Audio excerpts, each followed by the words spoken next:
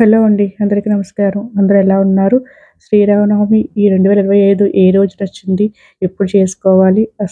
ఈ శ్రీరామనవమికున్న ప్రాముఖ్యత ఏంటి? ఈ రోజున ఏం చెయ్యాలి? పూజ ఏ విధంగా చేసుకోవాలో ఈ వీడియోలో అయితే తెలుసుకుందాం. మన హిందూ మతంలో శ్రీరామనవమికి ఎంతో ప్రాముఖ్యత ఉన్నది. హిందూ మతాన్ని విశ్వసించే వారందరూ కూడా ఈ శ్రీరామనవమి పండుగను ఎంతో ఘనంగా జరుపుకుంటారు. ఈ రోజున శ్రీ సీతారాముల వారి కళ్యాణ మహోత్సవం ఘనంగా చేస్తారు. అదేవిధంగా రాముని ఆలయాల్లోను, హనుమంతుల ఆలయాల్లో కూడా ప్రత్యేక పూజలు ఈ రోజున నిర్వహిస్తారు. హిందూ పురాణాల ప్రకారం అయోధ్య రాజు అయిన దశరథుడు, అలాగే రాణి అయిన కౌసల్య పుత్రకామేష్టి యాగం చేయగా ఆ దంపతులకు శ్రీరాముడు జన్మించారట. త్రేతాయుగంలో చైత్రశుద్ధ నవమి రోజున వసంత ఋతువు కాలంలో పునర్వసు నక్షత్రం కర్కాట నగ్నంలో మధ్యాహ్నం 12 గంటల సమయంలో శ్రీరాములు వారు పుట్టారట. అందుకే ఆ పవిత్రమైన రోజును ప్రతి సంవత్సరం మన దేశంలో శ్రీరామనవమి వేడుకలను మనం అంగరంగ వైభవంగా జరుపుకుంటారు. ఈ ఏడాది ఏప్రిల్ 6వ తేదీన ఆదివారం నాడు శ్రీరామనవమి పండుగ అయితే వచ్చింది. శ్రీరాముడు మధ్యాహ్న సమయంలో జన్మించారట. అందుకే ఈ పర్వదినాన పూజలన్నీ మధ్యాహ్న సమయంలోనే నిర్వహించాలని పండితులు చెప్తుంటారు.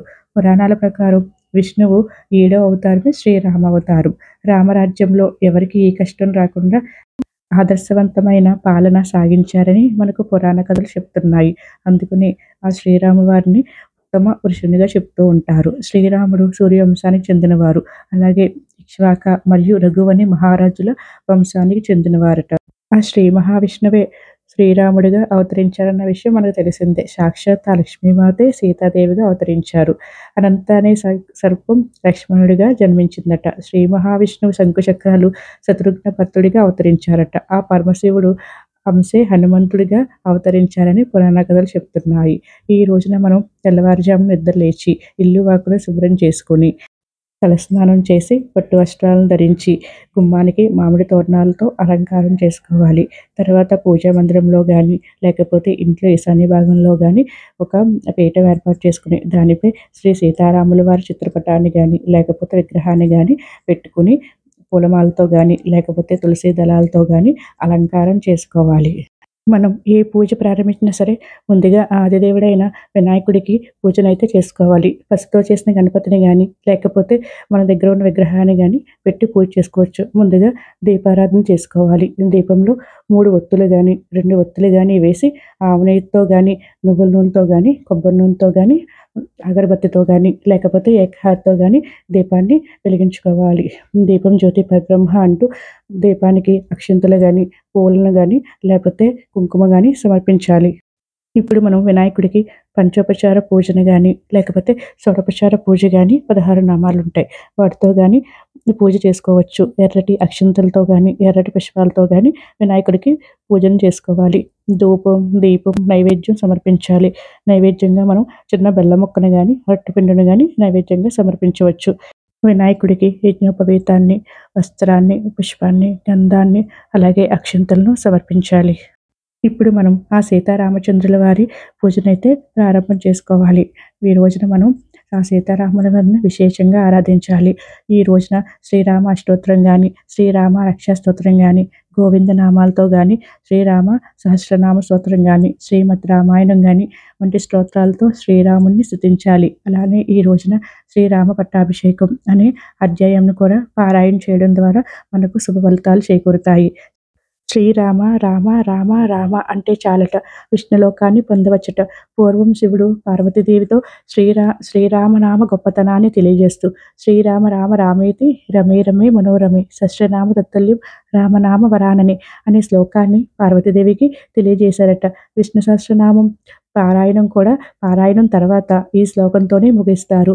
శ్రీరామ రామ రామ రామ అని 3 సార్లు అంటే అందులోనే 1000 నామాలు ఉన్నాయని, సకల దేవతలు ఇందులోనే ఉన్నారని శివుడు పార్వతీదేవికి తెలియచేశారని పురాణాలు చెబుతున్నాయి. ఇప్పుడు రాముని ప్రత్యేకత ఏంటో తెలుసుకుందాం. శ్రీరాముని ప్రత్యేకత ఏమిటంటే ఆయన సత్యం, ధర్మం, దయ, భక్తి వంటి గుణాలకు ప్రతిరూపం. ఇవి మానవత్వానికి అవసరమైన లక్షణాలు. సత్యం, ధర్మం శ్రీరాముడు ఎల్లప్పుడూ సత్యం, ధర్మం పట్ల ఉండేవారట. ఇతరులను కూడా అదే మార్గంలో ఉండాలని చెప్పేవారట. శ్రీరాముడు విష్ణువు యొక్క దశావతారాల్లో ఏడో అవతారం అని మనకు తెలుసు. త్రేతాయుగంలో ధర్మాన్ని నిలబెట్టడానికి మనిషి రూపంలో అవతరించారట.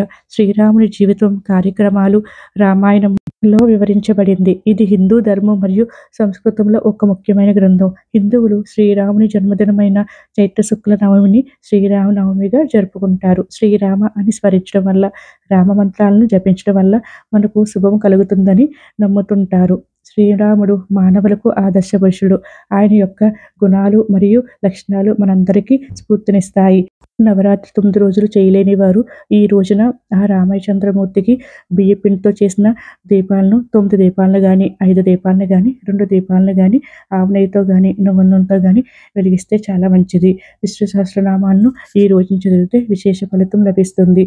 రామాష్టోత్తరంతో, తులసి దళాలతో అర్చన చేసుకుంటే ఆ రామయ్య అనుగ్రహం మనపై తప్పకుండా కలుగుతుంది.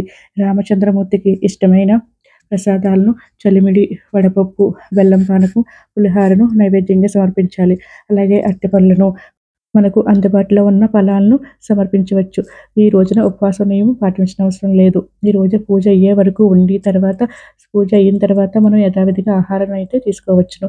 ఈ రోజు పెళ్లి కానీ, అమ్మాయిలు కానీ, అబ్బాయిలు కానీ స్వామివారు కళ్యాణం ప్రతి గుడిలోనూ జరుగుతూ ఉంటుంది. కాబట్టి వారు తప్పకుండా ఆ కళ్యాణాన్ని వీక్షించండి. అక్కడ తలంబ్రాల బియ్యం స్వామివారికి, అమ్మవారికి ఇస్తూ ఉంటారు. కాబట్టి ఆ బియ్యాన్ని, ఆ అక్షింతలను ఇంటికి తెచ్చుకుని పెళ్లి కానీ, అమ్మాయిలు కానీ, అబ్బాయిలు కానీ శిరస్సును ధరించడం వల్ల ఆ సీతారాముల అనుగ్రహంతో త్వరలోనే వివాహం జరుగుతుందని మన పెద్దలైతే చెప్తూ ఉంటారు. రామకోటి రాయాలనుకున్న వారు ఈ రోజున మొదలుపెట్టండి. ఈ రోజు ప్రారంభిస్తే చాలా మంచిది. చాలామంది ఈ రోజు నుంచి రామకోటి ప్రారంభిస్తారు. ఈ రోజున ప్రారంభిస్తే విశేషమైన ఫలితాలు వస్తాయట. కాబట్టి పిల్లలతో కూడా ప్రారంభించాలనుకునేవారు ఈ రోజున ప్రారంభిస్తే చాలా మంచిది. ఈ రోజున రామనామం జపించడం వల్ల అనేక రెట్లు పుణ్య ఫలితం లభిస్తుందట. శ్రీరామనవమి రోజే శ్రీ సీతారాముల వారి కళ్యాణం కూడా జరిగిందని, పట్టాభిషేకం కూడా అదే రోజు జరిగిందని పురాణాలు చెప్తున్నాయి.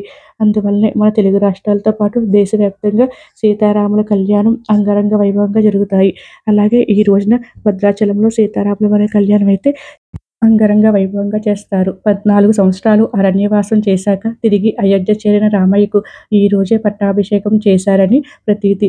చైత్రశుద్ధ నవమి నాడు ఈ రోజే పట్టాభిషేకం జరిగిందని మన పెద్దలు చెప్తుంటారు. ఈ రోజున మనం రాముల వారిని విశేషంగా పూజించడం వల్ల మనకున్న ఆర్థిక సమస్యలన్నీ తొలగిపోతాయి.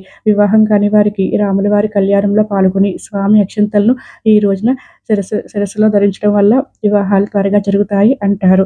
ఈ రోజు నుండి ఉద్యోగం లేని వారు, ఉద్యోగంలో ఆటంకాలు ఎదురవుతున్న వారు, అలాగే ప్రమోషన్ల కోసం చూసేవారు ఈ రోజు నుండి శ్రీరామ పట్టాభిషేక సర్గని ప్రతిరోజు ఉదయాన్నే 11 సార్లు పారాయణం చేయడం వల్ల సత్ఫలితాన్ని పొందుతారు. అనేక ఇబ్బందుల నుండి బయటపడతారు. ఇలా 11 రోజులు చేస్తే కనుక సత్ఫలితాన్ని పొందుతారట.